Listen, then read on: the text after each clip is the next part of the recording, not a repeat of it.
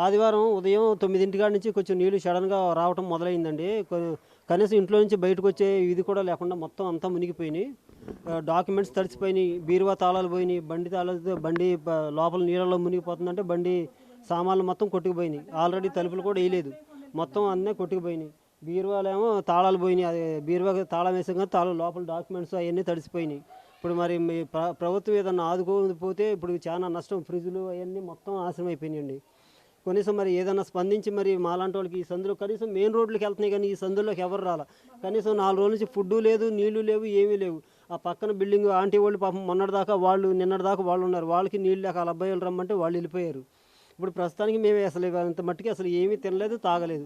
ఇక ఇయన్నా కడుగుదాం నీళ్లు తగ్గినాయని గదులు కడుగుదామని వచ్చామన్నమాట.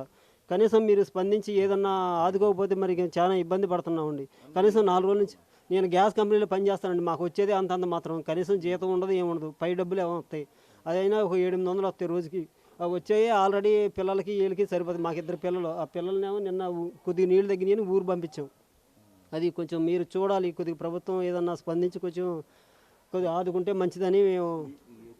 ఇంటి ఆవిడ ఉంది అమ్మ, మరి నీళ్ళు వచ్చిపోయినాయి కానీ బురద మాత్రం అట్లే ఉంది. సో ఎంత మొత్తం బియ్యం అన్నీ ఏమైనా కాలిపోయినాయి? బియ్యం అన్నీ తడిసిపోయినాయి సార్. అల్మార్లో బట్టలు బీరువాలు ఇక్కడ మేము ఏం తీసి మాకు ఇక్కడ వరకు వచ్చేసినాయి సార్. కర్ర తీసుకొచ్చి మా బ్రదర్ చివరింటి ఆయన వాళ్ళందరూ కలిసి మోసుకుని వెళ్ళిపోయారు. మేము అయితే 2 రోజులు కారిని ఈ బట్టలు కట్టుకున్నాయి. మేము అసలు బట్టలు ఏమీ తెచ్చుకోలేదు సార్. సామాను టేప్ కిటికీలు అన్నీ కొట్టుకుపోయినాయి. ఇప్పుడు ఇవన్నీ బురద మాకు కప్పుకోవడం అక్కడ పనికి వాటర్ వేస్తారు, అవన్నీ నానిపోయినాయి.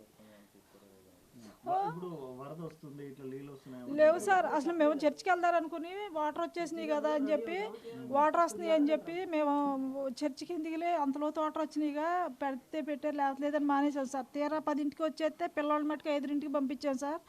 మేము ఇక సడన్గా మధ్యాహ్నం కల్లా మాకు ఇక్కడికి వచ్చేసినాయి. ఈ తీట ఎక్కడ ఏమి లేదు కదా అంటే ఒక గంటలో పెరగమని మేము అనుకున్నాం సార్. గంటలో మొత్తం పెరిగిపట్టుకు మేము మునిగిపోతున్నాం. పక్కన వాళ్ళు వచ్చి కర్రలు తీసుకొచ్చి మోసుకుని తీసుకెళ్లారు మమ్మల్ని. ఏం తీసుకోవడం లేవు సార్. కనీసం ఏమి లేదు సార్. మాకు ఏమి ఇవ్వాల.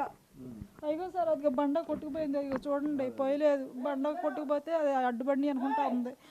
సిల్వర్ సామాను అవన్నీ అయితే కొట్టుకుపోయి అట్టుండి వెళ్ళిపోయాను. మేము తలుపులు కూడా ఇవ్వకుండా వెళ్ళిపోయాం. ఎందుకంటే ఇక్కడ వరకు వచ్చేసింది సార్ వాటర్. ఇంకా ఏటాకి గొళ్ళలు కూడా